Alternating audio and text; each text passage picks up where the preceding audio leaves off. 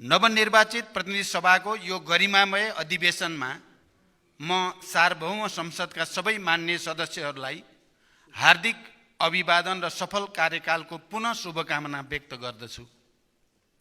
जुन संविधानको जगमा यो संसद खडा छ त्यो हजारौं शहीदहरूको बलिदान, बेपत्ता घाइते योद्धाहरू, लाखौं कर्मवीरहरूको त्याग, तपस्या र सङ्घर्षको परिणाम हो। म सबभन्दा पहिला फेरि पनि उहाँहरूप्रति कृतज्ञता र उहाँहरूको सङ्कल्पप्रति सम्मान व्यक्त गर्दछु।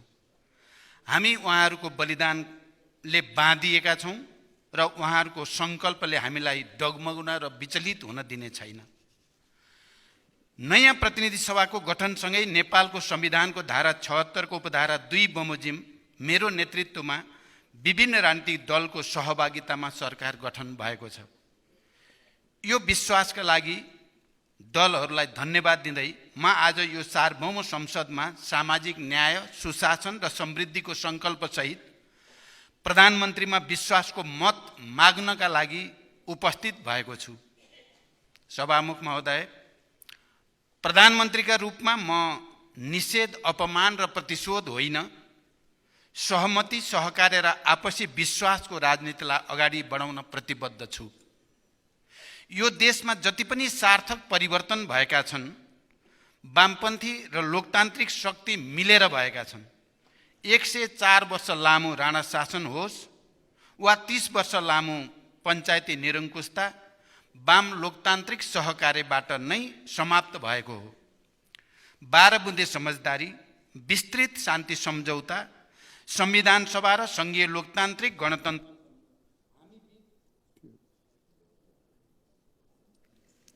हामी बीच सहकार्यकै परिणाम हुन्। राष्ट्रिय सङ्कटका संवेदनशील क्षणहरूमा पनि हामी राजनीतिक शक्तिहरू एकै ठाउँमा उभिँदै आएका छौँ।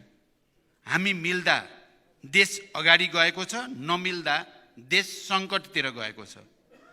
72 सालको महाभूकम्पका बेला सुशील कोइराला प्रधानमन्त्री हुनुहुन्थ्यो, म प्रतिपक्षी दलको नेता थिएँ। मैले यही रोस्टममा उभिएर भने देशमा विद्यमान आजको यो सङ्कटको घडीमा अब संसदमा कुनै पक्ष प्रतिपक्ष रहेन।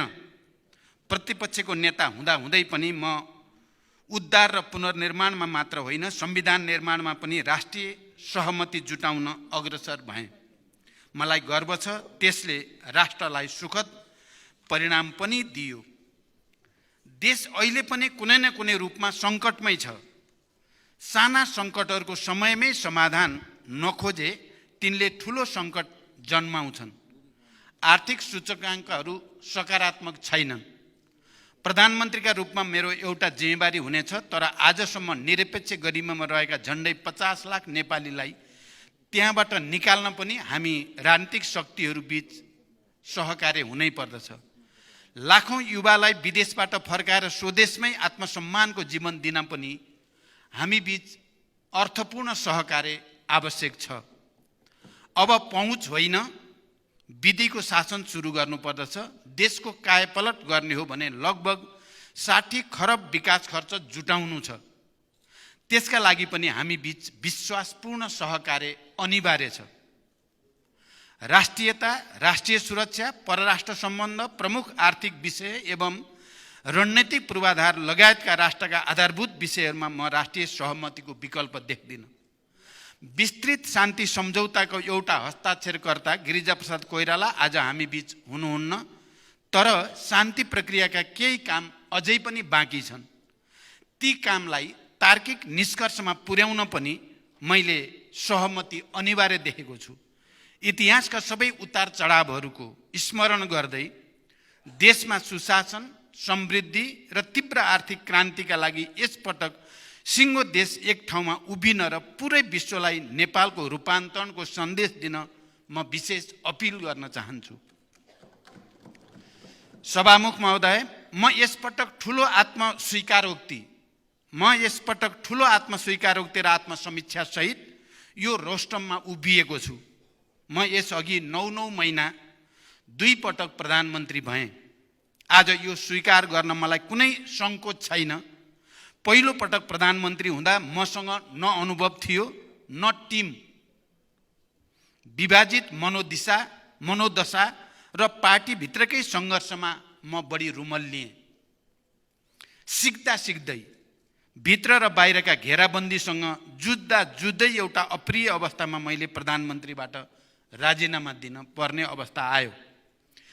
तैपनि मैले त्यसबेला सुरु गरेका मध्य पहाडी लोकमार्ग, उत्तर दक्षिण कोरिडोर, गरिब किसानको ऋण मिनाहा र विद्युतीकरणमा तीव्रता दिने प्रयासले राष्ट्रिय जीवनमा आज पनि प्रभाव पारेकै छ भन्ने मलाई सोच्दा, स्मरण गर्दा मलाई विशेष सन्तोषको अनुभूति हुन्छ। मेरो दोस्रो कार्यकाल वैदेशिक सम्बन्धमा ठुलो उतार चढाव आएको बेला सुरु भयो। मधेस आन्दोलनमै थियो। संविधानको सफल कार्यान्वयनमा धेरै विश्वास जागिसकेको थिएन। संविधान संशोधनको प्रयासबाट मैले मधेसलाई विश्वासमा लिने कोसिस गरेँ। स्थानीय निकायको निर्वाचन गरेर संविधान कार्यान्वयनको विश्वासपूर्ण सुरुवात गर्ने अवसर मैले प्राप्त गरेँ। मूल्य वृद्धि नियन्त्रणमा राखेर आर्थिक वृद्धि दर 7% कट्यो र एउटा आर्थिक मानक बन्यो। लोड सेडिङ अन्त्य भयो। त्यसअघि कहिल्यै पालना नहुने राजनैतिक सहमतिको मैले अक्षरश पालन गरेँ र अत्यन्त इमान्दारीका साथ सत्ता हस्तान्तरण गरेँ। मलाई लाग्छ मेरो त्यो छोटो कार्यकाल सफल कार्यकालका रूपमा इतिहासमा दर्ज भइसकेको छ। आज परिस्थितिवश तेस्रो पटक प्रधानमन्त्रीका रूपमा विश्वासको मतका लागि अनुरोध गर्न म यो सम्मानित संसदको रोस्टममा उभिएको छु। मैले भनि नै हालेँ, म यसपटक फरक सङ्कल्पका साथ संसद सामु उभिएको छु। विश्वासको मत पाएँ भने म प्रधानमन्त्रीको यो कार्यकाल इमान्दार स्वीकारोक्तिका साथ सुरु गर्न चाहन्छु कि हामी राजनीतिक कर्मी कहीँ न कहीँ चुकेका छौँ। इमान्दार स्वीकारोक्तिका साथ सुरु गर्न चाहन्छु कि हामी राजनीतिक कर्मी कहीँ न कहीँ चुकेका छौँ। त्यसो हुन्न थियो भने हाम्रा लाखौँ युवा विदेशी भूमिमा पसिना बगाइरहेका हुने थिएनन्। आफ्नै परिवारसँग आफ्नै देशमा रमाइरहेका हुने थिए। 50 लाखभन्दा बढी नेपाली अहिले पनि बहुआयामिक गरिबीमा हुने थिएनन्। हाम्रा विश्वविद्यालयहरू क्यालेन्डरसम्म बनाउन नसक्ने गरी भद्रगोल हुने थिएनन्। शिक्षा र स्वास्थ्य क्षेत्र राज्यको नियन्त्रणबाट लगभग बाहिर जाने अवस्था आउने थिएन। विकास आयोजनाहरू यस्तो लथालिङ्ग अवस्थामा हुने थिएनन्। खेलाडीहरू अरू सुविधा त परै रहोस्, डाइटसम्म दिन नसक्ने खेलाडीहरूलाई अरू सुविधा त परै जाओस्, डाइटसम्म दिन नसक्ने अवस्था हुने थिएन।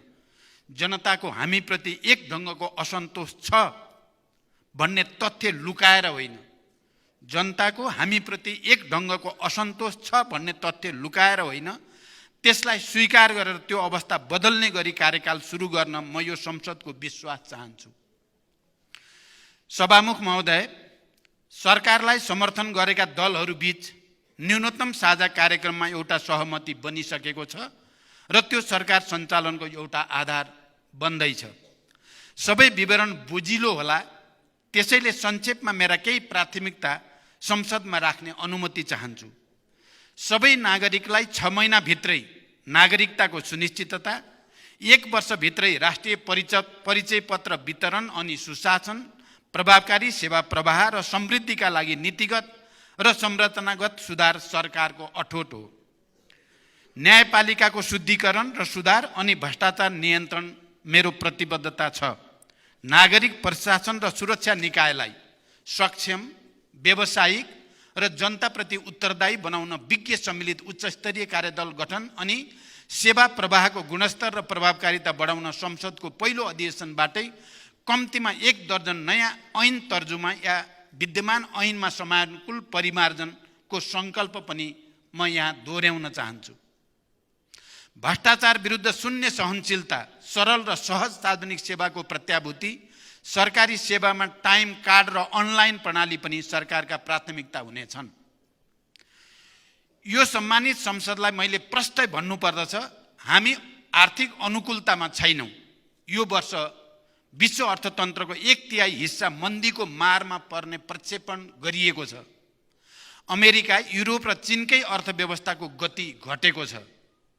मूल्य वृद्धि, युक्रेन युद्ध, कोभिड महामारी र बढ्दो ब्याज दरले विश्व अर्थव्यवस्थामा परेको दबावबाट हामी पनि प्रभावित छँदैछौँ। अर्कोतिर स्वदेशकै आर्थिक सूचकाङ्कहरू पनि उत्साहजनक छैनन्। राजस्व वार्षिक लक्ष्यको करिब 25% मात्र र अनुदान सहितको स्रोत करिब 27% मात्र सङ्कलन भएको छ। चालु खर्च करिब 33% र पुँजीगत खर्च जम्मा 11% मात्र रहेको छ। वैदेशिक अनुदानको वार्षिक लक्ष्य जम्मा 6% पुरा भएको छ। आयकर समेत लक्ष्य बमोजिम उठेको छैन। लक्ष्य अनुसार राजस्व नउठ्दा, पुँजीगत खर्चै नहुँदा र बेरोजु बढिरहँदा वित्तीय प्रशासनको पुरै चक्र समस्यामा छ। तैपनि म सबै खाले आमूल सुधारबाट आगामी 5 वर्षमा आर्थिक वृद्धि दर 2 अङ्कको नजिक पुर्याउने सङ्कल्प यो सम्मानित संसद सामु व्यक्त गर्दछु र यहाँहरू सबैको पूर्ण सहयोगको अपेक्षा पनि गर्दछु। आर्थिक पुनरुत्थानका प्याकेज कार्यक्रम मार्फत लगानी मैत्री वातावरणको निर्माण तथा पुँजीगत खर्चको अभिवृद्धि गर्दै आर्थिक गतिविधिको विस्तार र समष्टिगत आर्थिक स्थायित्व मेरो लक्ष्य हुनेछ। बैंकिङ प्रणालीमा विद्यमान तरलता सङ्कुचनको समस्यालाई सम्बोधन गर्न वित्तीय तथा मौद्रिक उपकरणहरूको उपयोग गरिनेछ। वैदेशिक मुद्रा सञ्चितिमा परेको चापलाई सम्बोधन गर्न तरलता र कर्जा प्रवाहको शिथिलतालाई सुधार गरिनेछ। आर्थिक पूर्वाधार विकासमा सरकारी लगानी बढाइनेछ। व्यावसायिक वातावरणमा सुधार ल्याउँदै लगानीका लागि पुँजीको सहज उपलब्धता हुने प्रबन्ध मिलाइनेछ। सहकारिताको माध्यमबाट बचतलाई प्रोत्साहन गर्दै स्वरोजगार प्रवर्धन एवं आय आर्जनका कार्यक्रम सञ्चालन गरिनेछ। सभामुख महोदय, म दोस्रो पटक प्रधानमन्त्री हुँदै गर्दा दैनिक 20 घण्टासम्म लोड सेडिङ थियो। औद्योगिक क्षेत्र मात्रै होइन, जनजीवन नै अस्तव्यस्त थियो। त्यो स्थितिमा उज्यालो नेपाल अभियान घोषणा गरियो। कतिपय सब स्टेसनहरूमा 3 शिफ्टमा 24 घण्टे काम गर्ने वातावरण मिलाइयो र लोड सेडिङलाई इतिहासको विषय बनाइयो। त्यसले अन्धकार मात्र हटाएन, राष्ट्रको आत्मविश्वास पनि बढायो। आज प्राधिकरण नाफामा गएको छ। आज हामी विद्युत बेचेर विदेशी मुद्रा कमाउने ठाउँमा आइपुगेका छौँ। मेरो प्रश्न छ, यही काम सडकमा 3 शिफ्टमा किन हुन सक्दैन? भवन निर्माणमा किन 24 घण्टा काम हुन सक्दैन? म संसदसँग वाचा गर्दछु, प्राधिकरणको त्यो अनुभव अब सबै पूर्वाधार निर्माणमा लागू गरिनेछ। विकास आयोजनाहरू वर्षौंसम्म अधुरो हुने, लागत र समय बढ्ने विकृति अब हामीलाई स्वीकार्य छैन। त्यसका लागि आवश्यक ऐन संशोधन लगायत नीतिगत सुधार दृढताका साथ अघि बढाइनेछ। प्रशासनिक खर्चमा मितव्ययिता, बजेटमा अनुशासन, सार्वजनिक खर्चको उपलब्धि र उत्पादकत्व वृद्धि, राजस्व चुहाटमा कडा नियन्त्रण सरकारका प्राथमिकता हुनेछन्।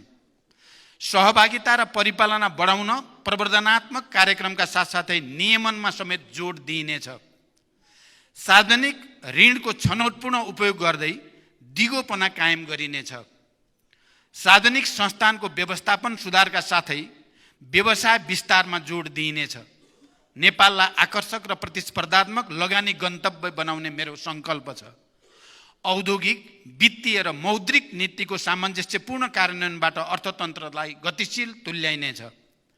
वित्तीय, मौद्रिक, पुँजी बजार, सहकारी, बीमा र निजी कम्पनीका निकायहरूबीच आवश्यक समन्वय गरी निजी क्षेत्रको लगानी प्रवर्धन गर्न नीतिगत, संस्थागत तथा प्रक्रियागत सुधार यो सरकारको प्राथमिकतामा रहनेछ। सभामुख महोदय, राजस्व प्रशासन करदाता मैत्री हुनेछ। कर छली, आयातमा न्यून विकेन्द्रीकरण, चोरी पैठारी, तस्करी तथा हुन्डी कारोबार जस्ता गतिविधिको अन्त्य गर्दै कर प्रणालीलाई थप प्रगतिशील तथा व्यवसायी मैत्री बनाइनेछ।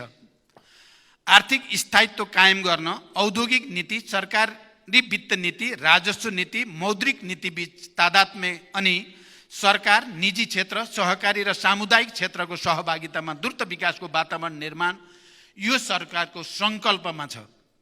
कानुनी, प्रक्रियागत, प्रणालीगत तथा संरचनागत सुधारबाट वैदेशिक लगानी आकर्षित गरिनेछ। विनिमय दर जोखिम व्यवस्थापन गर्न भरपर्दो हेजिङ सेवाको सुरुवात गर्ने नीति बनिसकेको छ र देशको सार्वभौम साख मूल्याङ्कन सोभरेन क्रेडिट रेटिङ यथाशीघ्र अगाडि बढाइनेछ। वैदेशिक व्यापारमा आएको शिथिलतालाई सम्बोधन गर्न निर्यात वृद्धिमा जोड दिइनेछ।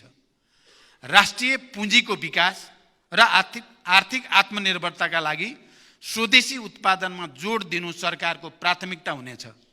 स्वदेशी कच्चा पदार्थमा आधारित र आयात प्रतिस्थापन गर्ने प्रकृतिका उपभोग्य वस्तुहरूको उत्पादनमा जोड दिइनेछ र रोजगारी सृजना हुने क्षेत्रमा राज्यको लगानी बढाइनेछ।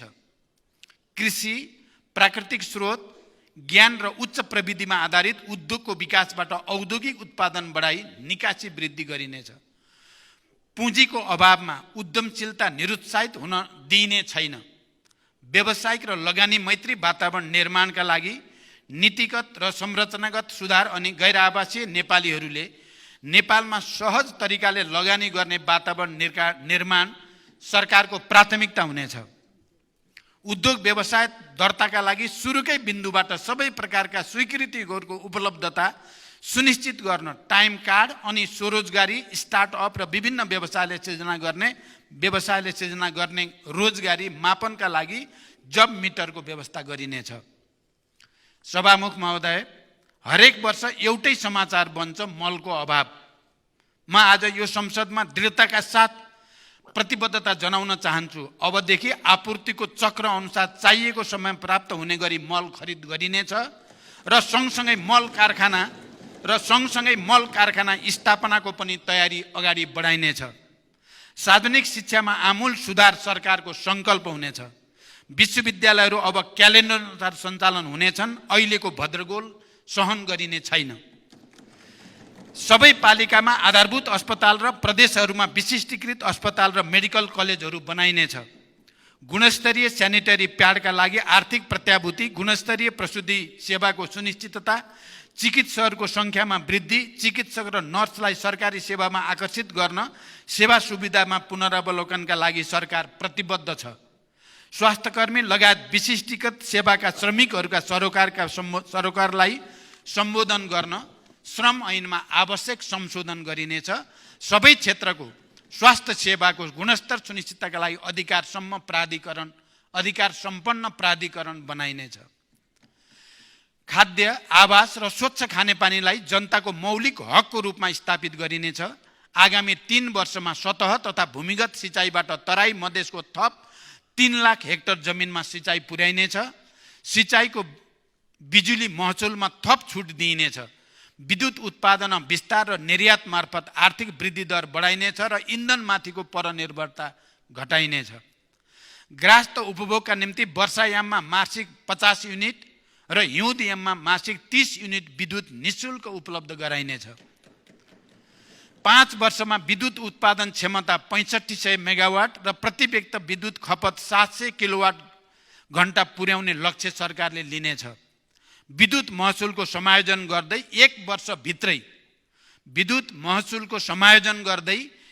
वर्षभित्रै 100% नागरिकका बिजुली पुर्याइनेछ। ज्येष्ठ नागरिक, दलित, एकल महिला, अपाङ्गता भएका व्यक्ति, लोपोन्मुख जाति तथा लक्षित वर्ग र क्षेत्रका बालबालिका गरी 5 वर्षमा 60 लाखले सामाजिक सुरक्षा भत्ता पाउने व्यवस्था मिलाइनेछ। आर्थिक वृद्धिका आधारमा सबै प्रकारका भत्ता वृद्धि बढाइनेछ र 5 वर्षको अवधिमा न्यूनतम ज्याला मासिक रु 25,000 पुर्याइनेछ। वैदेशिक रोजगारीलाई सुरक्षित र मर्यादित बनाइनेछ।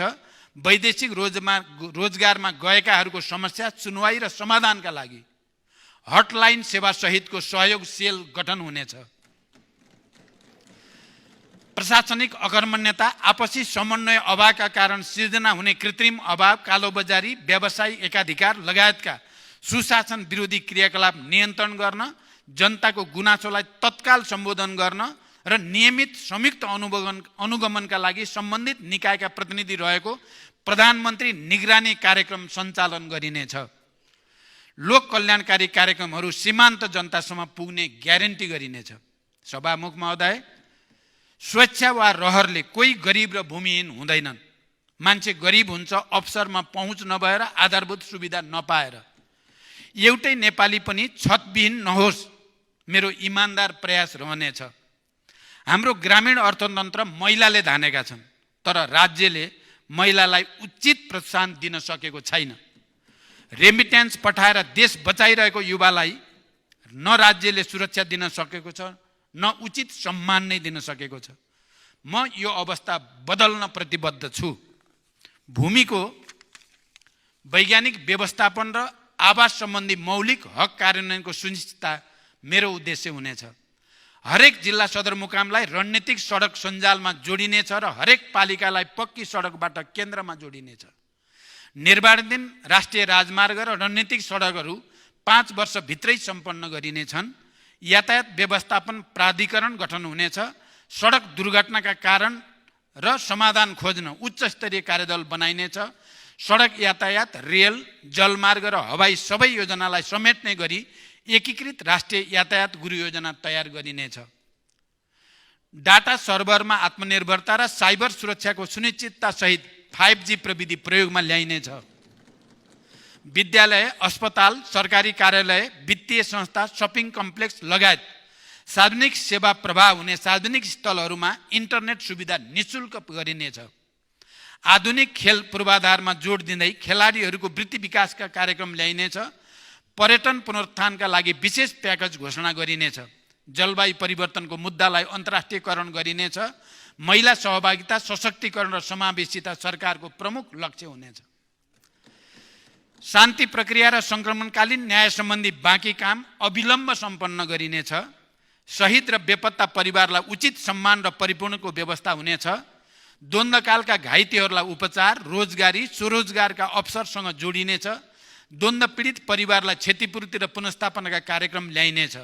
सँगसँगै तराई, मधेस लगायतका आन्दोलनका क्रममा अन्यायपूर्ण ढङ्गले बन्दी बनाइएकाहरूको कानुन सम्मत रिहाईका लागि ठोस अग्रसरता लिइनेछ।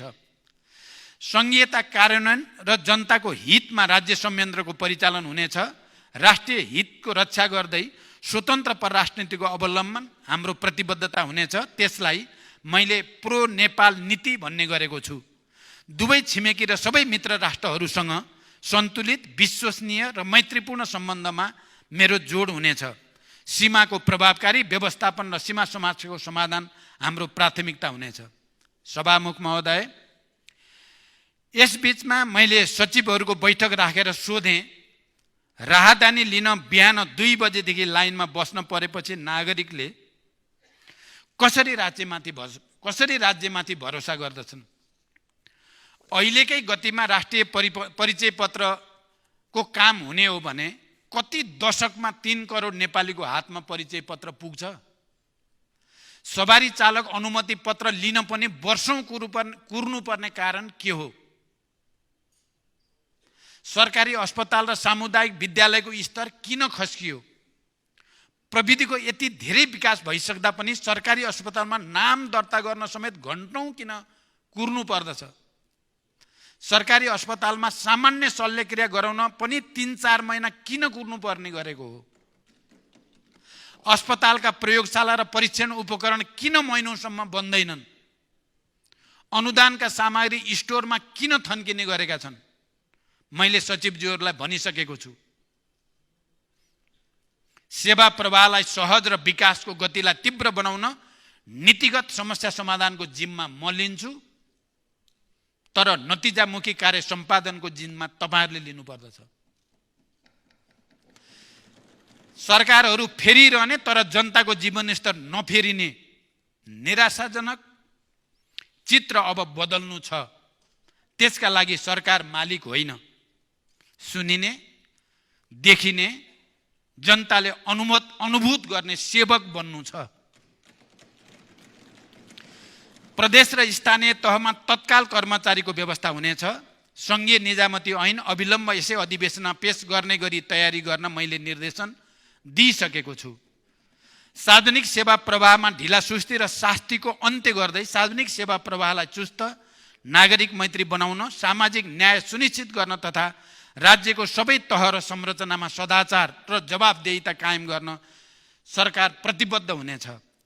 मन्त्री परिषदको पहिलो बैठकमै भ्रष्टाचार नियन्त्रणमा शून्य सहनशीलताको नीतिलाई परिणाममा देखिने गरी कार्यान्वयन गर्ने निर्णय हामीले लिइसकेका छौँ।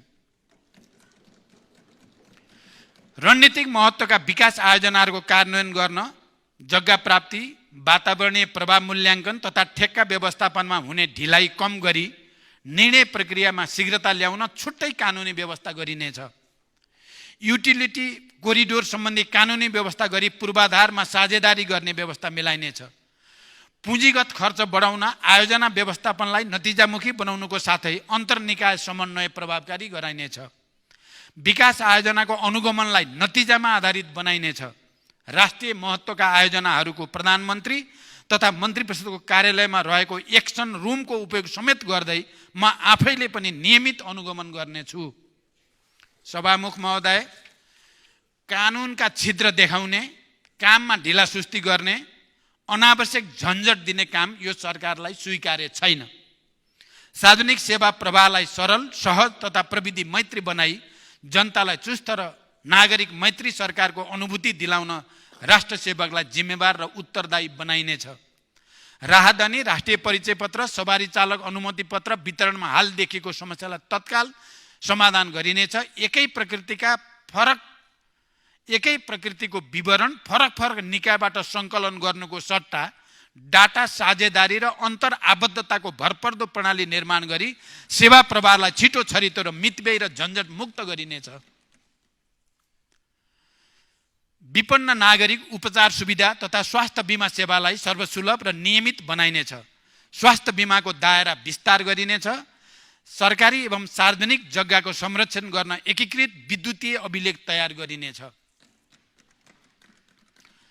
मुलुकको विकासमा योगदान गर्न सक्ने उमेरका नागरिक विदेश हुनुपर्ने तर वृद्ध अवस्थाको सामाजिक सुरक्षाको व्यवस्था राज्यले गर्नुपर्ने जटिल अवस्था आज देशमा विद्यमान छ।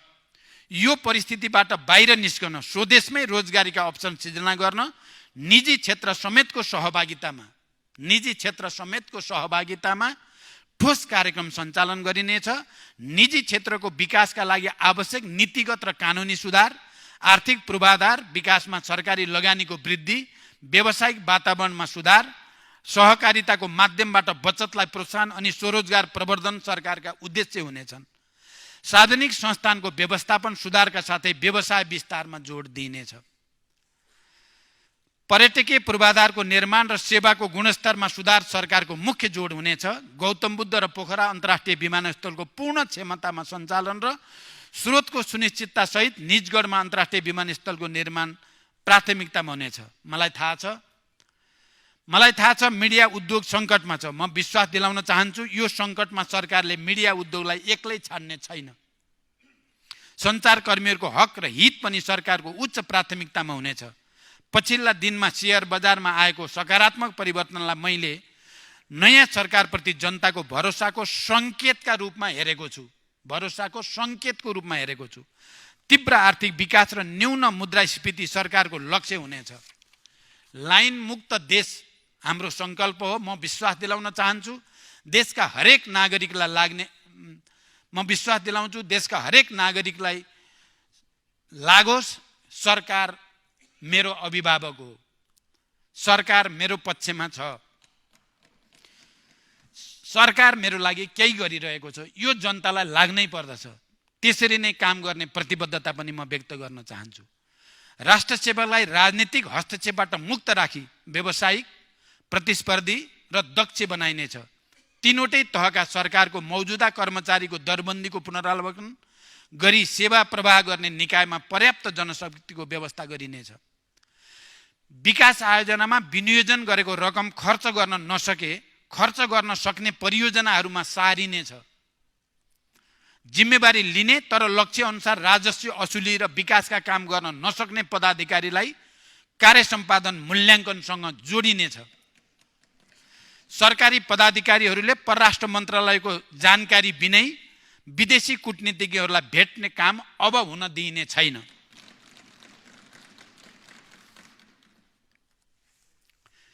भ्रष्टाचार नियन्त्रण र निवारण सरकारको प्राथमिकता हुनेछ। मालपोत, लाइसेन्स, राहदानी जस्ता निकायहरूमा क्षतिपूर्ति सहितको नागरिक बडापत्र राखिनेछ। बुस्टर डोजको खोपको लागि भ्याक्सिनको तत्काल प्रबन्ध गर्न लागिसकिएको छ। शीतलहर र हिमपातबाट जनता जोगाउन आवश्यक प्रबन्ध गर्न सम्बन्धित तहमा निर्देशन गइ नै सकेको छ। सभामुख महोदय, हिजो देश एउटा ठुलो विद्रोहबाट गुज्र्यो। सामाजिक न्यायको आकांक्षा, विभेद, शोषण र उत्पीडन विरुद्धको आक्रोश अनि सुखी र स्वतन्त्र जीवनको चाहना नै त्यो विद्रोहको कारक र कारण थियो। हिजो हामी भित्र जुन आवेग थियो, परिवर्तनको जुन संकल्प थियो, अब त्यसलाई त्यही घनत्वको साथ जगाउन र राष्ट्र निर्माणमा लाग्न म प्रतिबद्ध छु। यो सम्मानित सदनलाई मेरो अनुरोध छ, सरकारमा म त्यही आवेग जगाएर आफू देश र यो संसदलाई पनि प्रमाणित गर्न चाहन्छु।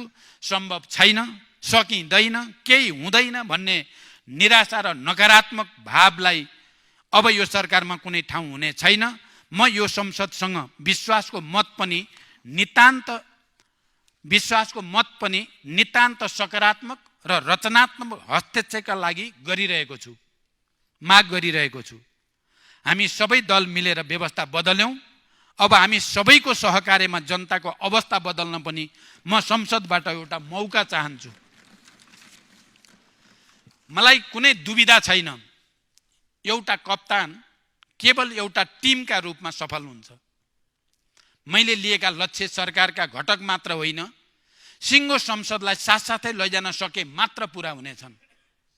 मैले पहिले पनि भने, म निषेध र अपमान होइन, सहकार्य र आपसी विश्वासको राजनीतिका लागि प्रतिबद्ध छु। म संसदमा पूर्ण विश्वास र आपसी सद्भावको वातावरण बनाउने पक्षमा छु र मैले हिजो पनि भने, हाम्रा मतभेदहरू समेत मर्यादित हुनेछन्। म सबै दल र मान्य सदस्यहरूलाई आग्रह गर्दछु, आउनुहोस् यसपटक संसदमा नयाँ अध्यायको सुरुवात गरौँ। त्यसै पनि नेपालको राजनीति केही कमजोरीका बावजुद अन्यत्र भन्दा भिन्न छ। अन्यत्र हामी धेरै बदलाव भाव देख्छौँ, तर यहाँ प्रतिशोधलाई धेरै ठाउँ छैन। हामी कहाँ राजनीतिक संवादहीनता पनि लामो समय रहने गरेको छैन। राष्ट्रका सङ्कटहरूमा हामी सबै राजनीतिक दल पटक पटक एकै ठाउँमा उभिँदै आएका छौँ। यसपटक पनि संसदको विभाजन नहोस्, देशले एकता र सहकार्यको सन्देश प्राप्त गरोस्। म बिना कुनै पूर्वाग्रह सबै राजनीतिक दलहरूसँग सहकार्यका लागि प्रतिबद्ध छु।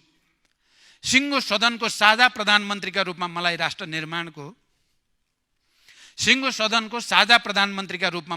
निर्माणको नेतृत्व गर्ने एउटा मौका मिलोस् भन्ने मेरो चाहना छ। हामी सबैले आफ्नो ठाउँबाट जनतासँग विकासको प्रतिबद्धता गरेका छौँ। आज त्यही प्रतिबद्धताका लागि हामी सबै एक ठाउँमा उभिन नसक्ने भन्ने केही छैन। मैले हिजो पनि संसदमा भने, जनताको हामीमाथि समर्थन सशर्त मात्रै छ। हीन भावनाको ठाउँमा आशा र आत्मविश्वास जगाउनु छ। आर्थिक क्रान्तिको साझा सङ्कल्पबाट समृद्ध र न्यायपूर्ण राष्ट्र निर्माण गर्नु छ। इतिहास आजैबाट सुरु हुन्छ म भन्दिनँ। आजसम्मका उपलब्धिहरूलाई संस्थागत गर्दै सबैप्रति कृतज्ञता व्यक्त गर्दै म एउटा परीक्षा दिन चाहन्छु। हिजो क्रान्ति सुरु गर्दा जुन आवेग मसँग थियो, बीचमा केही अल्मलिए जस्तो देखिए पनि आज त्यही आवेग र अठोटका साथ म यो रोस्टममा उभिएको छु। तेस्रो पटक प्रधानमन्त्रीका नाम लेखाउन वा सिंहदरबारमा अर्को कार्यकालको फोटो झुन्ड्याउन मात्र म यहाँ उभिएको पटक्कै होइन। म विश्वास दिलाउँछु, हरेक पटक संसदमा म उपलब्धिको डाटा र रिपोर्ट कार्डका साथ उपस्थित हुनेछु। मलाई विश्वासको मत दिएमा संसदका हरेक मान्य सदस्यहरूले गर्व गर्ने वातावरण बनाउनेछु। सबैको साथ र सहयोग लिएर राष्ट्र निर्माण होमिन यो सम्मानित सदनसँग प्रधानमन्त्रीका रूपमा म विश्वासको मतका लागि हार्दिक अनुरोध गर्दछु। धन्यवाद।